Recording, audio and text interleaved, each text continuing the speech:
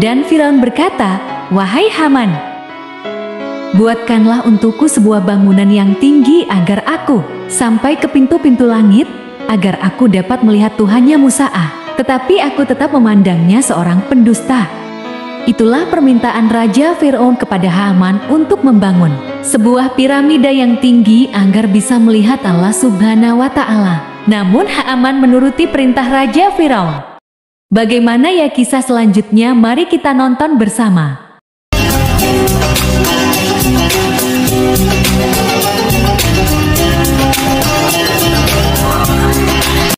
Assalamualaikum warahmatullahi wabarakatuh. Halo sahabat beriman yang dirahmati oleh Allah.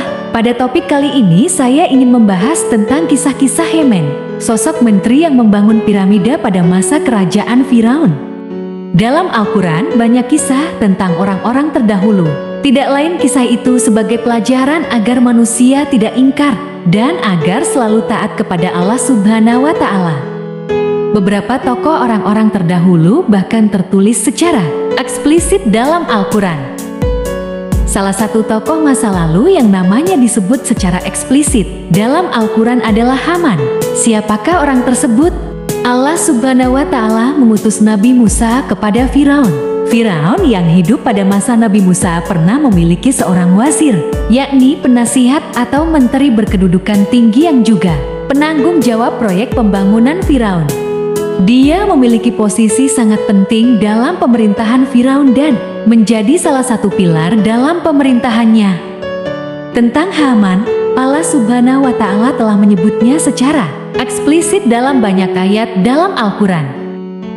Seperti pada surat Al-Ghafir ayat 23-24 menjelaskan Haman, Firaun dan Qarun mendustakan Nabi Musa. Dan sungguh, kami telah mengutus Musa dengan membawa ayat-ayat kami dan keterangan yang nyata kepada Firaun, Haman dan Qarun. Lalu mereka berkata, Musa itu seorang penyihir dan pendusta. Haman, Firaun, dan Qarun merespons dengan sombong atas seruan Nabi Musa yang jelas dengan tanda-tanda dan mukjizatnya. Mereka justru menolak seruan Nabi Musa, sebagaimana yang dijelaskan dalam ayat berikut. Dan Qarun, Firaun, dan Haman sesungguhnya telah datang kepada mereka Musa dengan membawa bukti-bukti keterangan yang nyata. Akan tetapi mereka berlaku sombong di muka bumi dan tiadalah mereka orang-orang yang luput dari kehancuran itu. Surah Al-Ankabut ayat 39.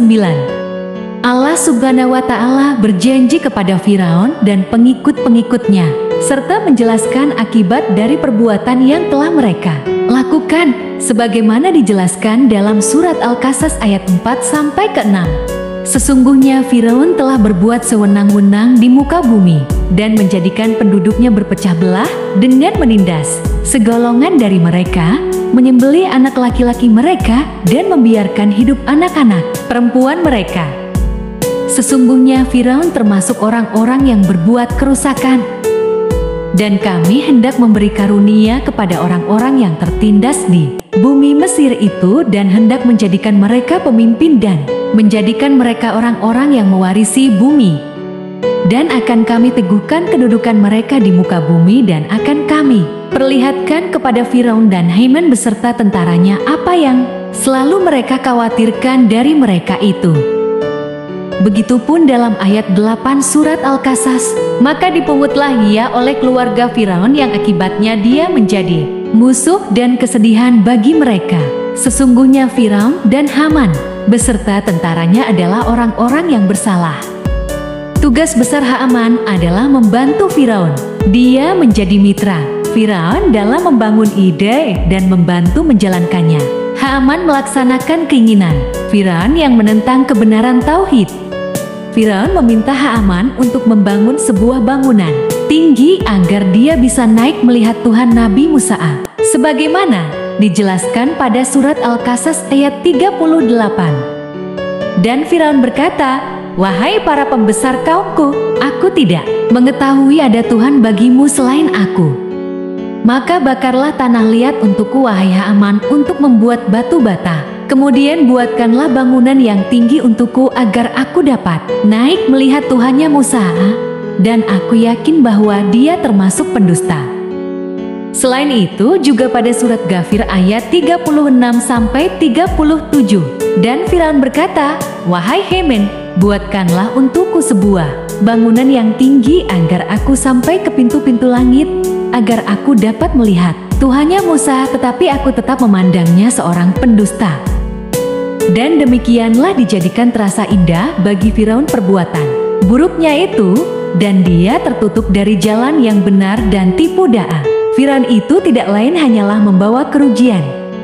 Hancurnya Firaun dan tentaranya termasuk Haman adalah imbalan dari penindasan, tirani dan kesewenang-wenangan yang mereka lakukan.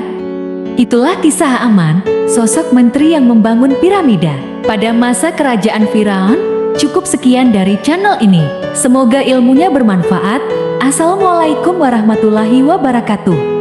Jangan lupa subscribe, yang subscribe akan diberikan rezeki oleh Allah Subhanahu wa Ta'ala.